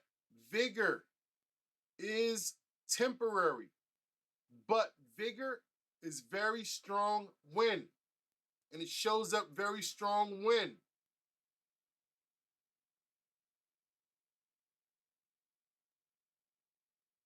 No? Nobody? When I usually do that, like nobody, I'm basically saying that, damn, they should all know this. And nobody knows it. That's usually why I say that. It's the F1s. My bad. No, I you was good. trying to get my I phone out of my already know pocket. you know. I know you, bearded, Thad, Y'all definitely offspring grow faster, stronger, and more vigorously because they benefit from increased genetic diversity. Increased genetic diversity happens in F1, just like 703 said. Hybrid vigor affects traits like biomass production, root strength, and stress tolerance. But it's important to be clear that hybrid vigor does not create stronger resin, aroma. It doesn't create stronger terps. Doesn't create stronger potency. Doesn't create stronger traits. Those are transgressive traits. Hybrid vigor is strictly about growth performance. This is why vigor is temporary, strong in F1, greatly reduced in F2 and later generations. Hybrid vigor only occurs in F1, perfect for production growers. Incoming at break. He's so annoying. What's another word for hybrid vigor? Heterosis. Thank you, man. Good job. Heterosis. Hybrid vigor is increased growth, health, biomass, and stress tolerance seen in F1 hybrids. It does not improve terps, resin potency, or color. That is what? Nobody, huh? Even after like 2 minutes saying it. No? Nobody? All right. Transgression. Hybrid vigor is the increased growth, health, biomass, and stress tolerance seen in F1 hybrids. It does not improve traits. That's transgression. Transgression improves traits. What does hybrid vigor improve? Health and growth, performance. There you go. Good job. Growth, health, performance, vigor. The results of genetic diversity. And we associate genetic diversity with what? Generation. F1. Thank you. Good job. As we associate genetic variation with what? Generation. F2 to F4. 2 to 4. F2 only. So don't get 2 to 4 confused where we find transgression. We can find transgression between 2 and 4, but when we think in terms of variation, increased variation just in general in the gene pool, increased variation is a result of what? Inbreeding. Inbreeding. Yes, absolutely. Good job, Bearded. Beard has been bailing y'all out all night, man. Y'all better think that man will hit his tip jar because it would be quiet crickets in this motherfucker if my boys wasn't in here, man. Yo, don't be touching my tip. Oh, shit, boss. Oh, my shoulder. I did something to my shoulder Pause. earlier, man. Oh, my gosh, it's bad. Emotional damage. My shoulder's bad, dude. All right, we're gonna wrap this class up soon. So we can compare hybrid vigor to mixing dogs or dog breeds. Mutts. You ever seen a mutt? Yeah, right. Everybody's seen a mutt or a mixed Yes. dog. Yep. What do you notice about mutts that they seem to all have in common? They're unidentifiable. Well, in most cases, if you notice or not, mutts usually live really long. They usually live really long. If you ever noticed that, and they usually live really long because they're a result of genetic diversity. They're a result of an outcross, a result of, in some cases, heterosis. But either way, Gotcha. definitely a result of genetic diversity. And because of that genetic diversity, we have increased health, body mass, growth rate. These are the things that come along with being a hybrid in that F1 population. There are some benefits that come from genetic diversity. What are some benefits that come from genetic variation? More resin, higher potency, stronger terps.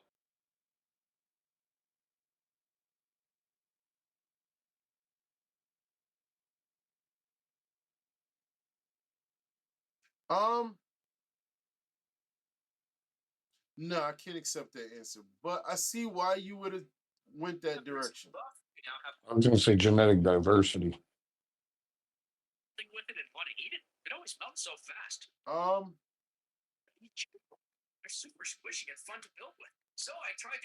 no, Because the before question. you still got the whole gene pool unlocked, right? So the question was, what is that? I said the question was genetic variation is a result of what? Heterosis. Uh-oh. He got you guessing like the new folks now. Inbreeding. Inbreeding. Good job, Beardy. Inbreeding. You said genetic diversity. No, he said Inbreeding. variation. Oh, There you go. They're close. Listen, you can't get them There's a all on difference. There's a 703. slight difference You've been on between. the There's a road. damn nuance it, to the man. words. You've been on the road for a couple Look, years, man. You can't get. Listen, I've tried, you're man. getting I've rusty, tried. man. You're getting rusty, man. You know what I'm saying? Hey, now, hey, it's been a while, man. Been a while. We've been in I, class, man. problem is I'm over here Fishing. preoccupied with the little one and fishing at the same time. I'm about to hop on in with you after we finish these last. We might as well finish the last one since we made it all the way to the end. So some common misconceptions. Believe in hybrid vigor equals better. In this case, weed. Believe in hybrid vigor creates I or hear equals you. better weed. Or confusing vigor with trait expression.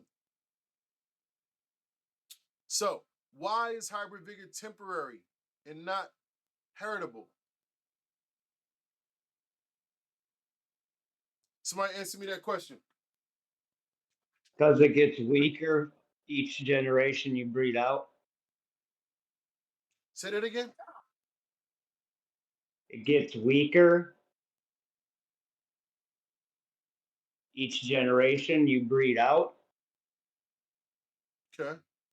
Because hybrid vigor is only found in heterosis, Yeah. which can only be found in your Nice F1 to meet you. generations. Yep. I'm a little Exactly. Zaza. So because it can only be found in generation F1, that's what makes it temporary. It can't be passed down through. It's not an inheritable trait. Like you can. Yeah, it's not an inheritable trait. You can isolate it in a particular specimen and build a line off of that specimen, but that particular specimen won't be duplicated, if you will. You can't just build a bear in that sense. In that case, it was a hybrid vigor, and you can't build a bear like you normally would be able to build a bear because those traits, in this case, were a result of F1 only and heterosis. And they Yeah, really that were. plant can have desirable traits that you can pass down, but the vigor is that part that you're only going to find in the F1. Exactly. And that's why transgression helps you to grasp the concept of traits versus the difference. Transgression being focused heavily and only on traits that outperform, right? That stack up in a way that the parents couldn't have ever made happen, versus hybrid vigor, focusing heavily on growth, body, health, not necessarily traits. In transgression, we could work with transgression to isolate, fix, and continue to pass down those traits, even if those traits were not normal to the parents. The only key to successfully doing that is what?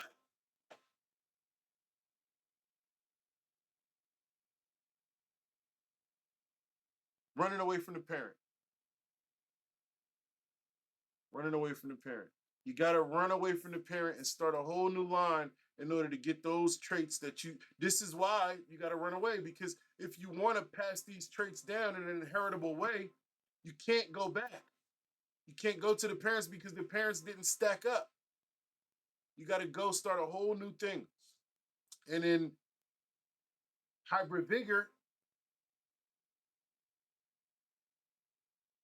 or I'm sorry, introgression, it's the opposite.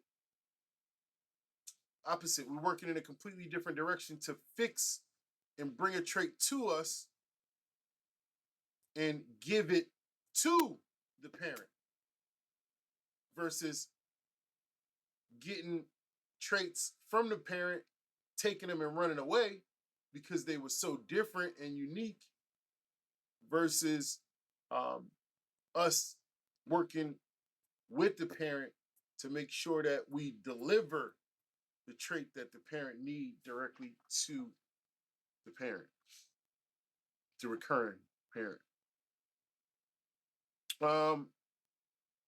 So why or what traits does hybrid vigor not affect? Third, Image production.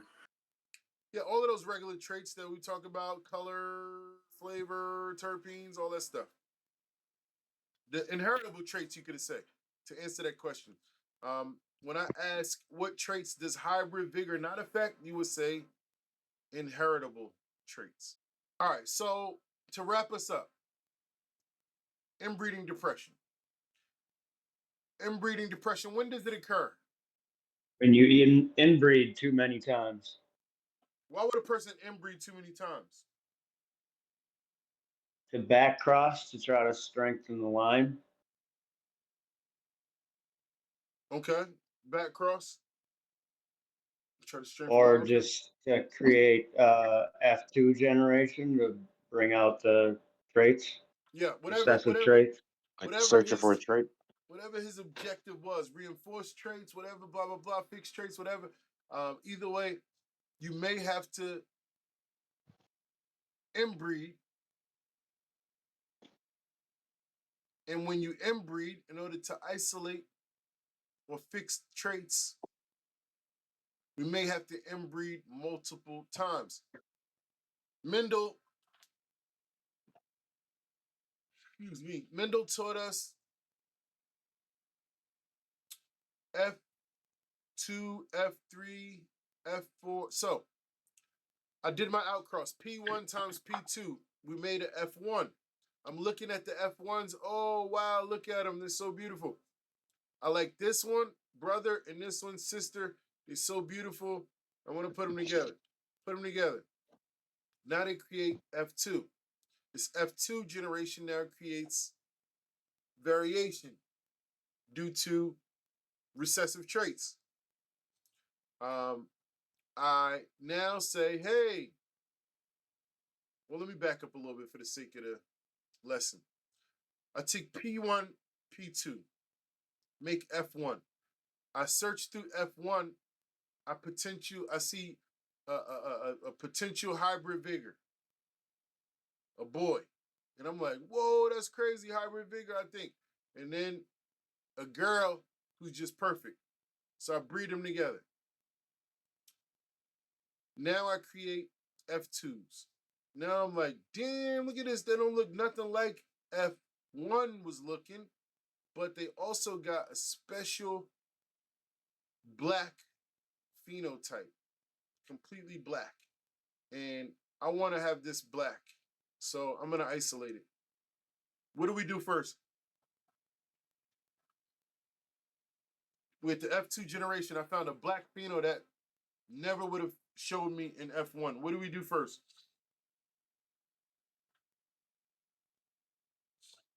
S1 it. You self the black phenotype. Why? Because it'll increase the odds of seeing it in the offspring, and then you can isolate it further from there by crossing more of them together. So be specific. When you say crossing more of them together, what do you mean? You're going to find 2 out of the S1 generation that look the same, and you could cross those together to increase it even more. And then eventually you could do an outcross of that to like your main project or whatever, and then fund it in that population. If that was your goal, you know what I mean?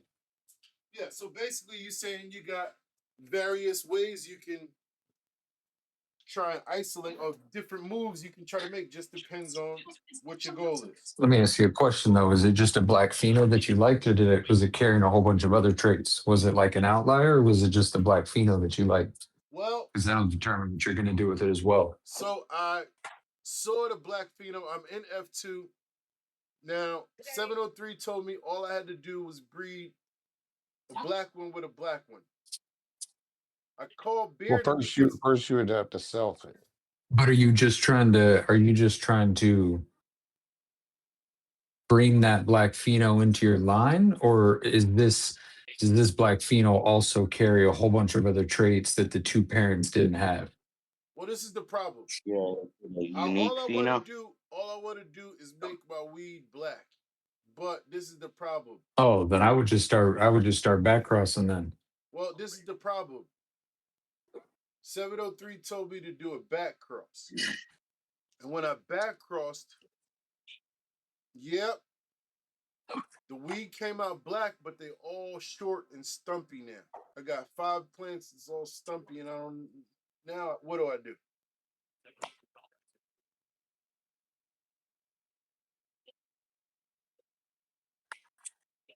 Keep backcrossing. Select the black Backcross one to the and original backcross it black. again to the original one. Okay. Are you trying to make them tall and black, or just black? Well, I just want them to be regular size like the parents, but Yeah, just keep backcrossing then, because you're just trying to make it a normal size, but with also that darker color. But the parents were green.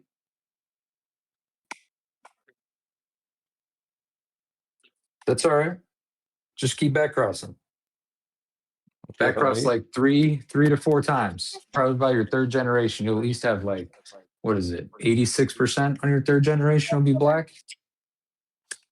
So I just got to keep taking a black one and crossing it to the green one. Yep. That's all you're looking for, is to make them black.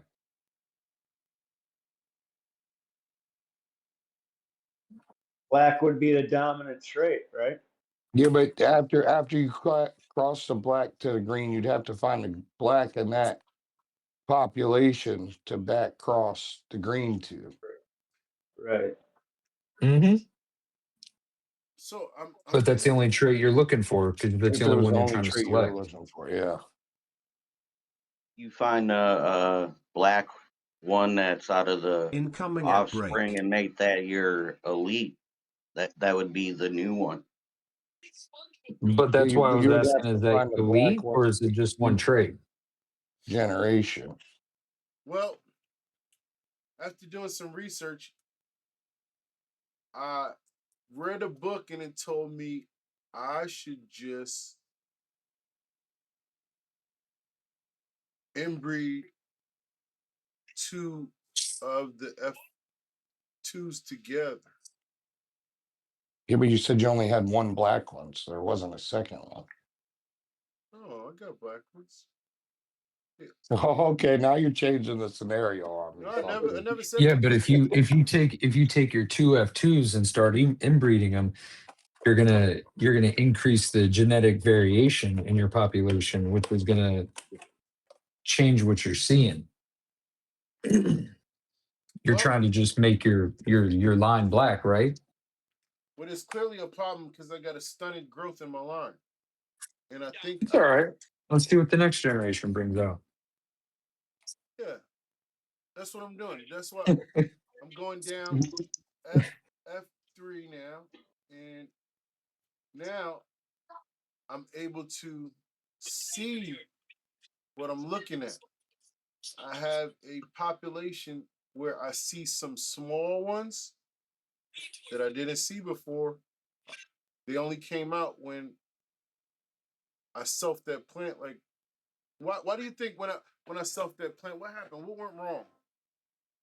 All the recessive traits of that plant came out because it got it from both sides. The mother and the So and the so what could we have done to fix that? What should we have done first? Something's out of whack. What's wrong here? What needs to be fixed? Remember, you should have two lists of traits, priority and secondary.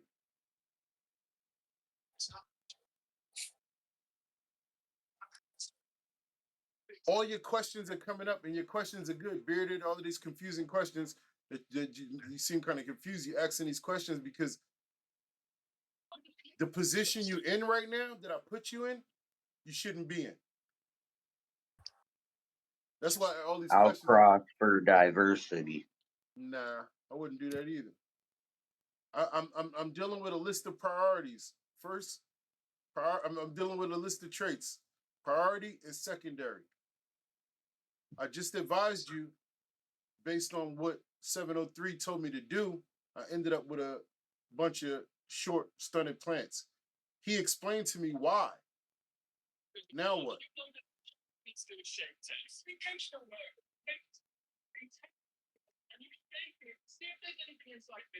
I mean, from there, you're gonna need All right, vigor.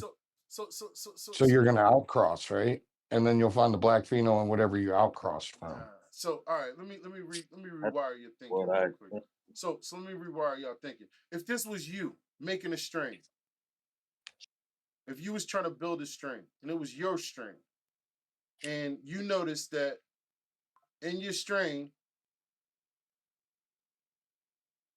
that there was a black pheno in the F2s that was really cool, and when you tried to isolate that black pheno, it exposed stunted growth.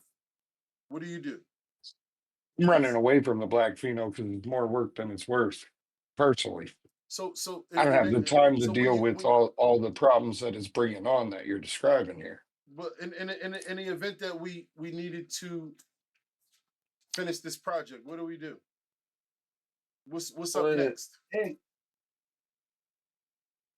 Yes. Yeah, man, on my own. Huh?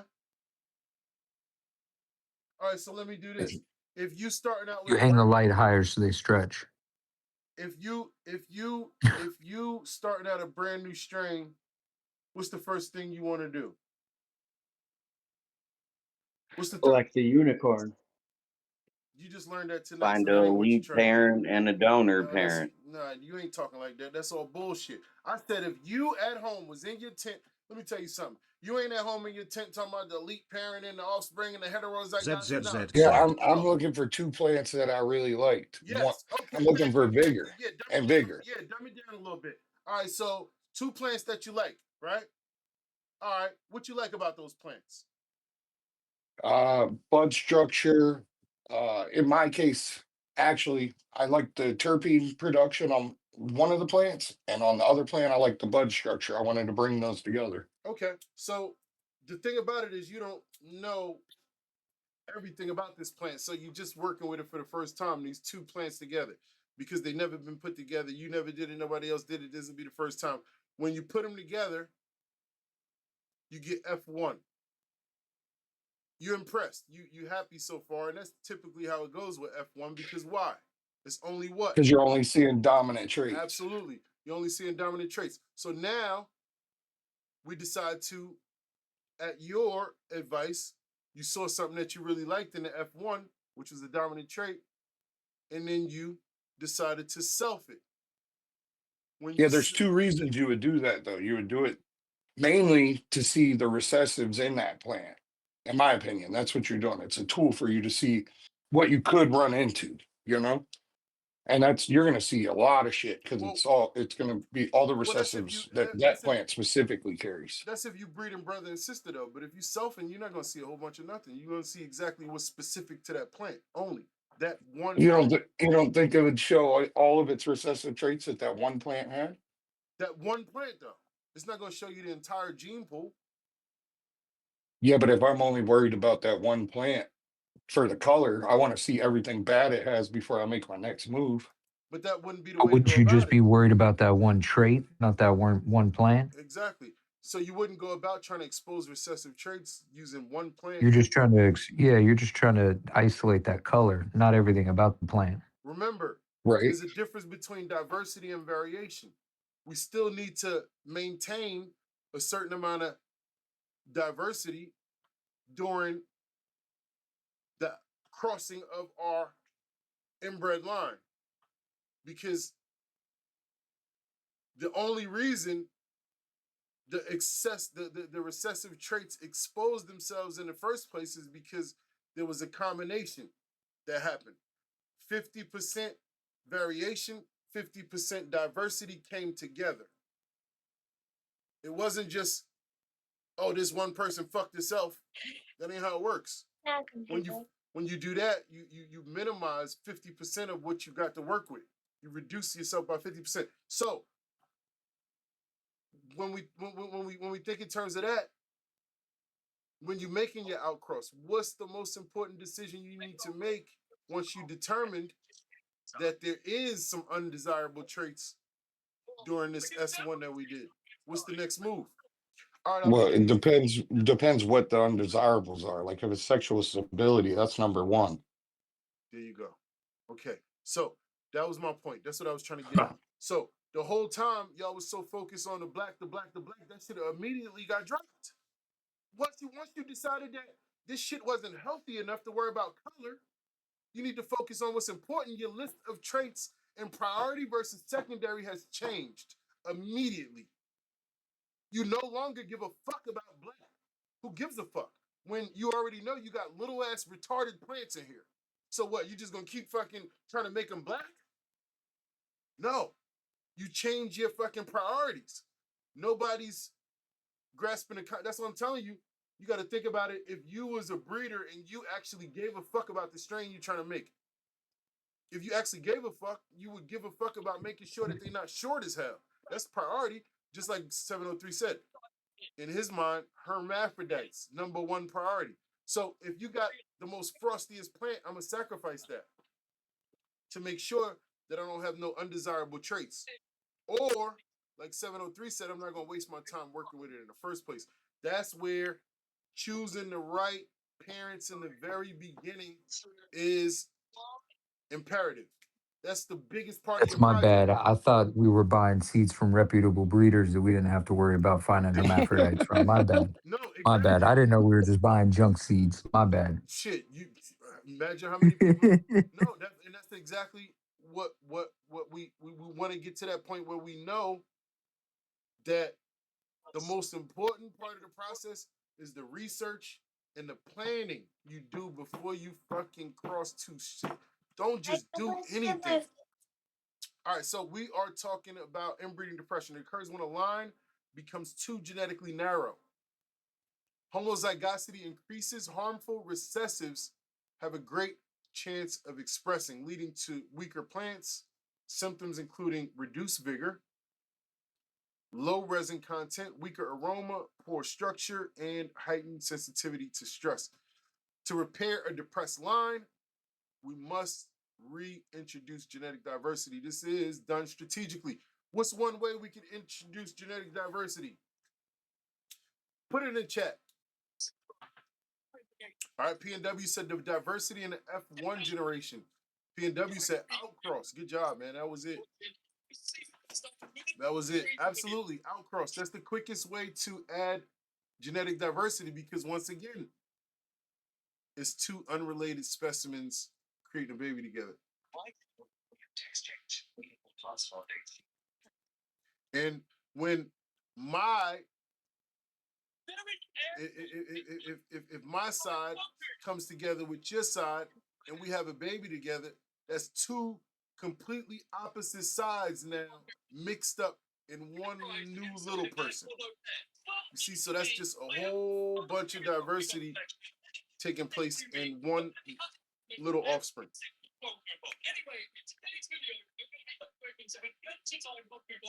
This is done strategically, not randomly. Outcrossing to a healthy parent introduces fresh alleles. A large F2 population reveals recombination.